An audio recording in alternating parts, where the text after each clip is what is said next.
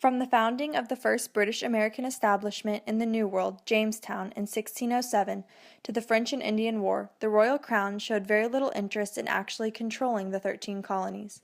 However, after falling into a grave debt due to the war, Parliament and the monarchy invested in newfound power over the colonies. This included indirect taxes and, much to colonists' dismay, direct taxes that affected each individual citizen, such as the stamp tax. Outside of money, new ideas about how the colonists should be ruled, such as the Declaratory Acts and Intolerable Acts, were made, which claimed absolute rule over the colonies. On top of that, abstract ideas like virtual representation were created by Parliament to further suppress the colonists by claiming they were wholly represented by men in Parliament, though not literally. Finally, the most prestigious men in the colonies joined together at continental congresses to make a list of grievances to the Crown, and when those were denied, to make a Declaration of Independence. The first gunshot heard around the world was fired at Lexington and Concord, and the American Revolution began. American soldiers, though very disorganized and all volunteers compared to Great Britain's trained redcoats, fought hard to defend their home turf and gain self-rule and democracy in the New World. Many loyalists to the Crown resided in the colonies, making an even bigger force to overcome for the colonial militias. In the fall of 1777, the American Revolution reached a possible turning point at the Battle of Saratoga. The redcoats feared colonial victory, which would result in French aid to the revolters. Fortunately for the motherland, the Americans fell short of defeating British invaders, and the American Revolution eventually subsided with English triumph.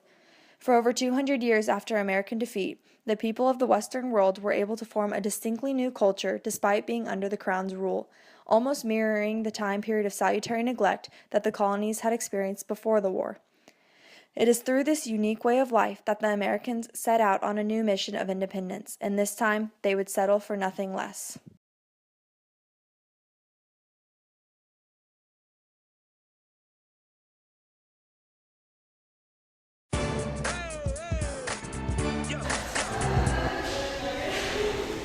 Gentlemen, I am Neville Chamberlain, and today we gather at the Third Continental Congress to set forth a list of grievances against the Royal Crown.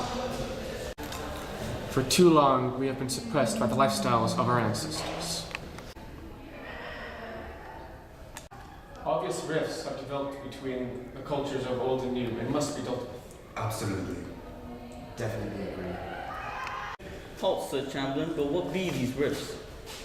Rifts? What rifts? Do you not recall the massacre at Times Square where British tanks killed thousands of Americans? That was a tragic day. Indeed. And even more important than that, they drive on the wrong side of the road.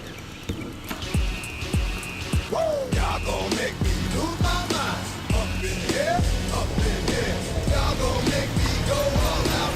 Up in here, up in here. Y'all gon' make me act a fool. Up in here, up in here. Y'all gon' make me lose my cool. Wake up! You're on the wrong side of the road, lad. It's probably some British idiot listening to One Direction. What is he doing? I mean, are you kidding?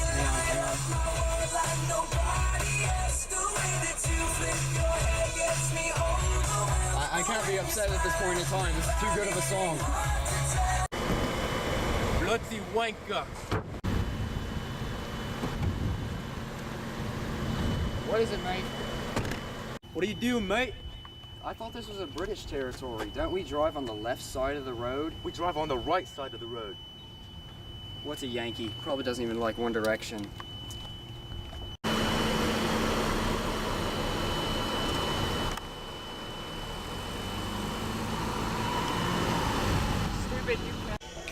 And don't get me started with these minuscule portion sizes. We are always so hungry.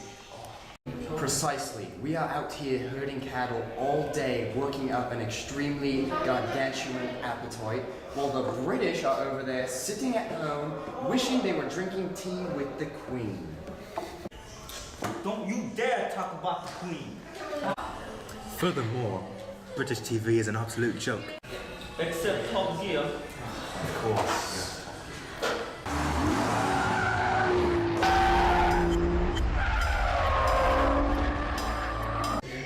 Speaking of the telly, did you see that football game the other day? What football match? It is May. Oh, wanker, the Chelsea-Arsenal match. First of all, who even calls it football anymore? It is soccer. Second of all, it is not going to help them, the British, win anything. In fact, do you even know the difference between a tea bag and the England soccer team? A tea bag stays in the cup a lot longer. The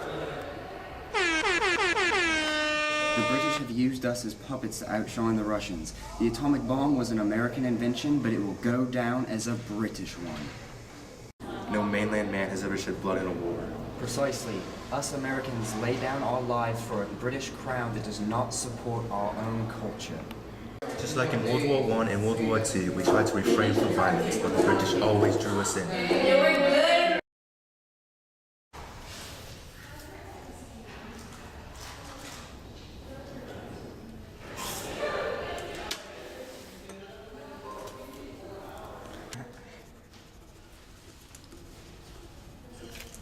Excellent.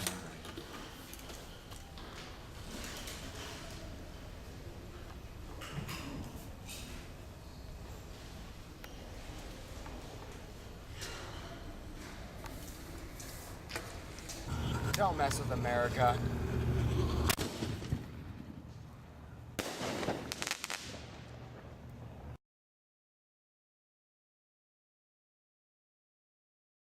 Your Majesty, you have a message. Thank you.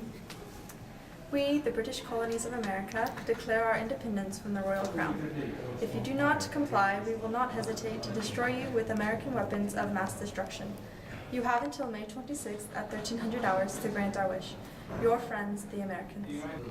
Oh, bollocks.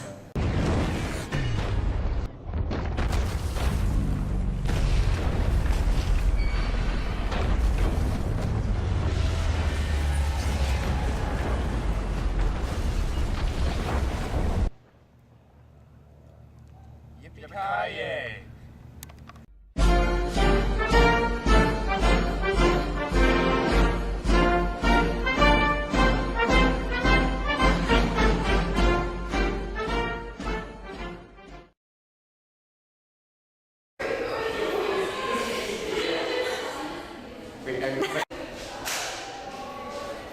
Gentlemen, I